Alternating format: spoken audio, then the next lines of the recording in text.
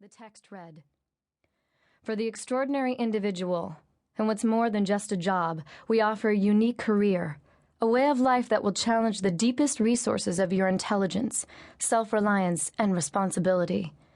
It demands an adventurous spirit, a forceful personality, superior intellectual ability, toughness of mind, and a high degree of personal integrity, courage, and love of country. You will need to deal with fast-moving, ambiguous, and unstructured situations that will test your resourcefulness to the utmost." The accompanying photo displayed a black man, a black woman, and an Asian woman, all in their late 20s. The women conveyed rangy athleticism underneath their sensible professional clothes. The man wore no tie, and his collar was open beneath his blazer. Their expressions were alert and serious. All three were staring intently at a piece of paper, I imagined as the order of battle for the Russian mechanized infantry brigade. I had a stack of copies of my resume in front of me on my desk. On an impulse, I folded one into thirds and sent it to the CIA's Department of Human Resources. I never really expected that I would hear from them.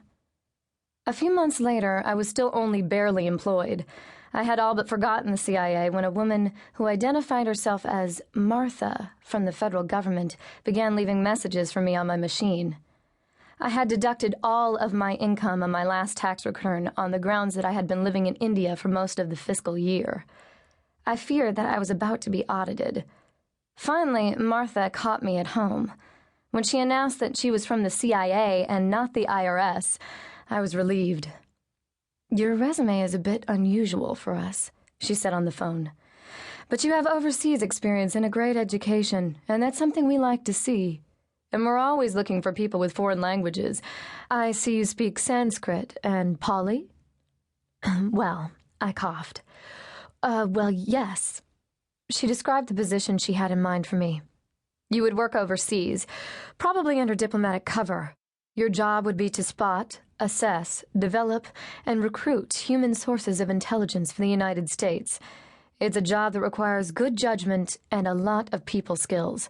Is this something that would interest you?" "Yes, I think it is." I thought about Monongahela State University. Go Gila Monsters!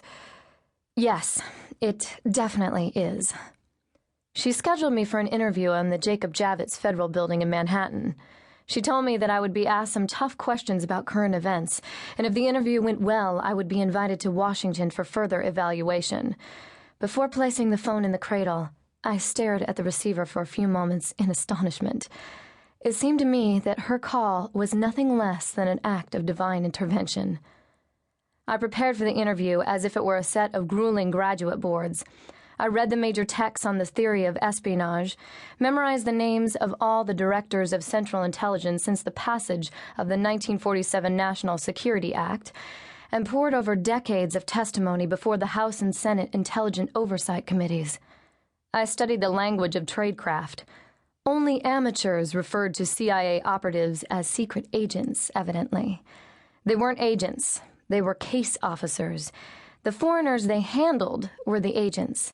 An agent was also called an asset, like a country house or a fiduciary instrument. Promising targets for recruitment, assets in cultivation, were called developmentals. I committed the terms to memory and practiced using them, speaking them aloud into the air. I read about the intelligence cycle and about the church and the Pike committees. I found a tattered copy of Philip Agee's Inside the Company at a bookstore in the village called La Lutte Finale. The passages on Guatemala were underlined in indignant red ink. Someone had written "state-sponsored terrorism" in the margins. When the day for the interview came, I could have delivered a nuanced discourse on the history of espionage from the Babylonians to the present. I arrived at the Federal Building early, smoked a cigarette outdoors, scrubbed my hands in the ladies' room, spritzed breath spray in my mouth, and took the elevator to the unmarked conference room to which I had been directed. I knocked firmly. A man who introduced himself as Carl opened the door and shook my hand. He was about my age, and he wore a dark, baggy suit and sunglasses. I had brought my sunglasses just in case, and when I saw he was wearing his, although we were